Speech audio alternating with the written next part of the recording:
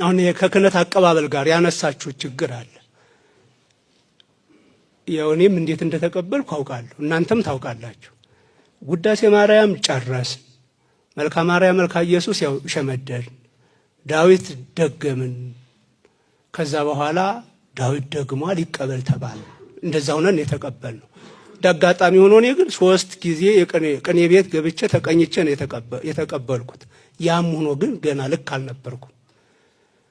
አሁን እንዳልኳችሁ ነው። ውዳሴ ማርያም የሸመደደ ሰው፣ ዳዊት የደገመ ሰው ካህን ስናደርግ በቅቷል ወይ? ሙሉ ነው ወይ ይሄ ሰው? መጀመሪያ እምነቱን መቻ ሳወቅ ነው። መጀመሪያ የቤተክርስቲያን ስርዓት መቻ አስለመድ ነው። ክህነት ማለት ምን እንደሆነ መጀመሪያ መች ነገር ነው። ያን የምናስተምረው ምስጢራተ ቤተክርስቲያን መጀመሪያ ስናስተምረው ነው። ውዳሴ ማርያም ስለሸመደደ ብቻ ክህነት ሰጠ ነው። ከዛ በኋላ አጋጣሚ ድሉ ከገጠበው አቋቋም ሊማር ድጓ ሊማር ይችላል፣ መርጌታ ሊሆን ይችላል። ይሄው ነው እንግዲህ ልዩነቱ። ግን ያም ሆኖ እምነቱ እንደተሸፋፈነ ነው። ሌላው ደግሞ ያው ዳዊት እንደደገመ ዲያቆን ሆነ፣ ዕውቀት ሳይጨምር ቄስ ሆነ። ማዕረጉ ይጨመራል፣ ዕውቀቱ አይጨመርም። በጣም በሚገርም ሁኔታ ዕውቀት አይጨመርም። ያው ነው፣ ያው ሲቀበል የነበረው ዕውቀት ነው። ሹመቱ ግን ቅስና፣ ቁምስና፣ ጵጵስና እያለ ሄዷል። በቃ ማዕረጉ ነው የሚያድገው፣ ዝም ብሎ የሚቆለለው። እንዲሁ ይህንን አካሄድ ካልቀየር ነው በዚህ አካሄድ ቅስና፣ ድቁና፣ ጵጵስና ዋጋ ይኖረዋል ብላችሁ ታስባላችሁ? ስለዚህ እንደ ሀገረ ስብከት አሁን እያደረግን ያለ ነው። እናንተ ብትረዱን ይሄ የተለመደው እንደተባለው ውዳሴ ማርያም መጨረስ፣ ዳዊት በስነ ስርዓት መድገም፣ እንዲደግሙ ማድረግ። ቢያንስ ይሄን ከጨረሱ በኋላ ቅድም ያልናቸውን ደግሞ ስለ እግዚአብሔር ሀልወት ባጭሩ መረዳት እንዲችሉ፣ ስለ ምስጢራተ ቤተክርስቲያን ባጭሩ እንዲረዱ ማድረግ። ይሄንን አድርጋችሁ በሰበካ ጉባኤ አማካኝነት መምህራን ፈትናችሁ ለወረዳ ላኩልን።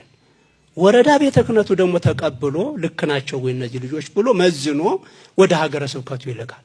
ሀገረ ስብከቱ ይመዝንና ተጨማሪ ስልጠናዎችን ሰጥቶ ዲቁና እንዲቀበሉ ያደርጋል። አሁን በዚህ መንገድ ጀምረናል። ግን ወከባው ቀላል አይምሰላችሁ። ቤተክርስቲያኗን ሊዘጓት ነው፣ ይኸው ይህን ያህል ሰው መለሱ ይሉናል።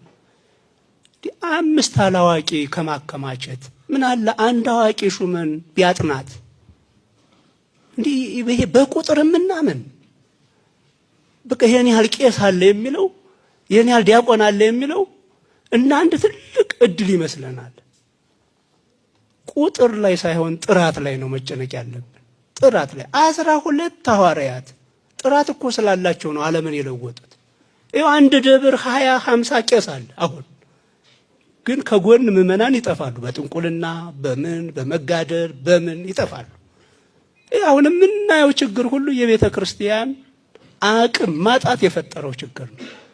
ስለዚህ ክህነት አሰጣጥ ላይ መምህራን እርዱንና መልክና ሲይዘው እኔም እናንተ ባሰለጠናችሁ ጊዜ ገደብ ሳልሰጥ መጥቼ እሰጣለሁ።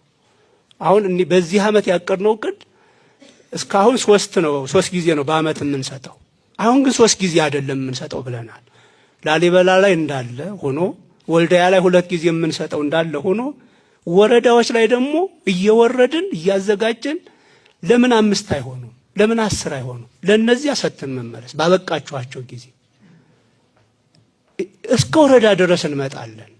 እኛ ልጆች አሰልጥናችሁ በጨረሳችሁ ጊዜ ይሄንን በደንብ ውሰዱት። የሰበካ ጉባኤ አባላትም በደንብ አድርጋችሁ ትኩረት ስጡ።